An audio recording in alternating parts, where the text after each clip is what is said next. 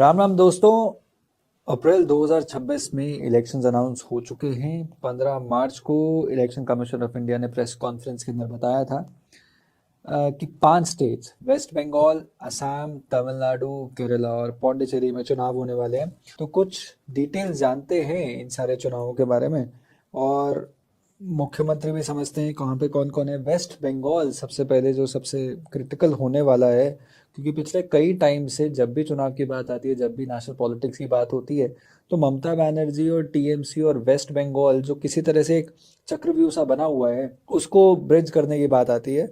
तो बंगाल में ममता बनर्जी हैं, जो in fact only lady chief minister हैं ऑपोजिशन से, क्योंकि दिल्ली के जो मुख्यमंत्री हैं आज रेखा गुप्ता जी, वो भारतीय जनता पार्टी की लीडर हैं। असम में हिमंता बिश्वा शर्मा हैं। तमिलनाडु में एम के स्टालिन हैं, एम के स्टालिन डीएमके से। केरला में है पिनरिया विजयन, एंड पौंडीचेरी में है एन रंगासामी। नाउ थोड़ा सा और समझते हैं इन पांचों स्टेट्स को। जैसे स्टैटिस्टिक्स एक बार चेक कर लेते हैं सारी असेंबलीज की, तो असम में 126 सीट्स में जो अलायंस है पावर में, उसके बाद 79 सीट्स हैं। बंगाल में 293 सीट्स हैं, उसमें 225 सीट्स हैं जो इस वक्त पावर में अलायंस है, जिसके अंदर मुख्य तौर पे टीएमसी है। तमिलनाडु में 234 सीटों पे 159 सीट्स के साथ अलायंस है पावर पे। केरला में 140 सीटों पे 95 सीट्स से एलडीएफ लीड करते हुए लेफ्ट डेमोक्रेटिक फ्रंट, वो उसकी अलायंस है पावर में। इलेक्शन स्केड्यूल अगर समझना है तो 4 मई को काउंटिंग होगी। सिंगल फेज रहेंगे 4 स्टेट्स के अंदर, तमिलनाडु, केरला, असम, पौंडीचेरी। वेस्ट बंगाल जो रहेगा क्रिटिकली, वो 2 फेजेस में रहेगा, अप्रैल 23 और अप्रैल 29 को। इन टोटल 834 कॉन्स्टिट्युएंसीज में लगभग 17.5 करोड़ लोग वोट करने जाएंगे। असम में लगभग 2.25 करोड़, केरला में 2.7 करोड़, पौंडीचेरी में 9.4 लाख, तमिलनाडु में 5.67 करोड़, और सबसे ज़्यादा वेस्ट बंगाल में लगभग 6.5 करोड़ लोग वोट देने वाले हैं। थोड़ा सा और समझने की कोशिश करते हैं कि अलग अलग स्टेट्स की स्थिति क्या है। देखिए, वेस्ट बंगाल के अंदर ममता बनर्जी पावर में है। ममता बनर्जी एक किसी न एक तरह से एक स्पोर्ट्स स्पॉट बना हुआ है इंडियन पॉलिटिकल सिस्टम का, या फिर भारतीय जनता पार्टी की आइज में। कई ऐसे इंसिडेंट्स हुए हैं जिसके अंदर टीएमसी के कार्यकर्ताओं ने वायलेंस में रिजॉर्ट किया है। जब भी चुनाव आया है, ये चुनाव के अंदर कोई भी लोग अगर इकट्ठा हो रहे हैं भारतीय जनता पार्टी के फेवर में। इनफैक्ट पिछले चुनाव के अंदर भी एक अच्छी एक लहर बनी थी भारतीय जनता पार्टी के फेवर में, बट उसका कोई सार्थक नतीजा नहीं मिल पाया। TMC was back in power, Mamata Banerjee was back as chief minister. However कई राष्ट्रीय मुद्दे और रीजनल मुद्दों को कंसिडर करते हुए ये इलेक्शन क्रिटिकल होने वाला है। देखते हैं कि ममता बनर्जी क्या अपनी सरकार को आगे कंटिन्यू कर पाएंगी। इंटरेस्टिंग ये है कि कई सारे आजकल जो एस्ट्रोलॉजर्स हैं वो ये इमेजिन कर रहे हैं कि ये ममता बनर्जी जी का आखिरी चुनाव होने वाला है and Bharatiya Janata Party is going to come to power. बहरहाल, फिर है असम में। असम में हिमंता बिश्वा शर्मा ने 2015 में साइड स्विच करके वो भारतीय जनता पार्टी में आए थे, और सर्बानंद सोनोवाल जी के साथ जब 2021 तक सर्बानंद सोनोवाल जी मुख्यमंत्री थे असम के, भाजपा ने 2021 में चुनाव जीता और हिमंता बिश्वा शर्मा मुख्यमंत्री बने। हिमंता बिश्वा शर्मा की खास बात यह है, बहुत ज़बरदस्त कनेक्ट है लोगों के साथ नॉर्थ ईस्टर्न क्षेत्र में। और अगर उत्तर प्रदेश से अगर आप नॉर्थ ईस्ट की तरफ जाते हैं, तो उस पूरे इलाके के अंदर एक व्यक्ति या एक लीडर जो हिंदू कॉजेज़ की बड़ी पुरजोर ढंग से बात भी कर रहा है, अपनी सारी स्टेट को भी अच्छे से संभाले हुआ है, और स्टेट के साथ साथ इस रीजन को, नॉर्थ ईस्टर्न क्षेत्र को अच्छे से कंट्रोल करता है या समझता है, उसके अंदर हिमंता बिश्वा शर्मा का नाम आता है। हिमंता भारतीय जनता पार्टी की सीनियर लीडरशिप के साथ भी अच्छे से कनेक्टेड है, कई सारे प्रोजेक्ट्स ऐसे करते हैं। इनफैक्ट अगर कल्चरल की बात की जाए तो लचत बोरफुकन को इतना, या लचत बोरफुकन दिवस मनाना है, या लचत बोरफुकन की आइडेंटिटी को लेकर इतना एक नेशनल विगर क्रिएट करना, वो हिमंता बिश्वा शर्मा का की देन है।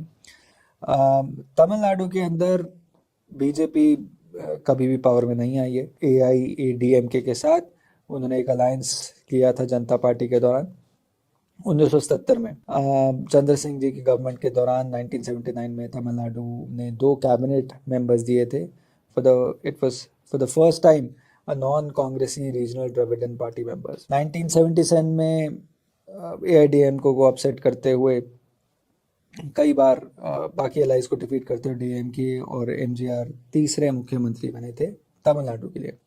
बाकी उस लंबी कड़ी में ना जाते हुए ये समझना ज़रूरी है कि 2016 में लगभग आज से 10 साल पहले एआईडीएमके और जयललिता ने एक बोल्ड मूव लिया था और प्री पोल्स किए थे and to not form an alliance contesting the elections on their own and swept 135 seats, becoming the CM again. Jayalalithaa ji का देहांत हो गया था दिसंबर 5, 2016 में एंड उसके बाद से जब एआईडीएमके ने बड़े सारे चेंजेस भी देखे, पार्टी में स्प्लिट भी हुआ और यही तमिलनाडु की राजनीति का एक मोटा मोटी खाका सा चलता रह रहा है। इंटरेस्टिंग बात यह है, हमारे ही स्टूडियो में कुछ समय पहले कार्ति चिदम्बरम आए थे और कार्ति जी से ये पूछने को मिला मुझे कि इन जनरल तमिलनाडु की कॉन्वर्सेशन और तमिलनाडु के अंदर कौन से मुद्दे हो सकते हैं। तो इसमें एक बात ये भी उठी थी कि क्या Hindu causes could help polarize votes in Tamil Nadu. He argued that Tamil Nadu is a deeply religious state. तो वहाँ का हिंदू और जिस तरह से बाकी स्टेट्स के या नॉर्दर्न स्टेट्स को इमेजिन करते हैं हिंदू नॉर्दर्न स्टेट्स में, उनका पॉलिटिकल प्रोसेस या थॉट प्रोसेस काफ़ी डिफरेंट है। इसी कड़ी के अंदर तमिलनाडु के अंदर इंपॉर्टेंट फैक्टर एक आते हैं विजय, a superstar in the South Indian cinema and अभी आप रिसेंटली अगर आप जाने समझें तो उनकी एक रैली के अंदर एक स्टैम्पीड भी हो गया था which was a major backlash for him, but it remains to be seen.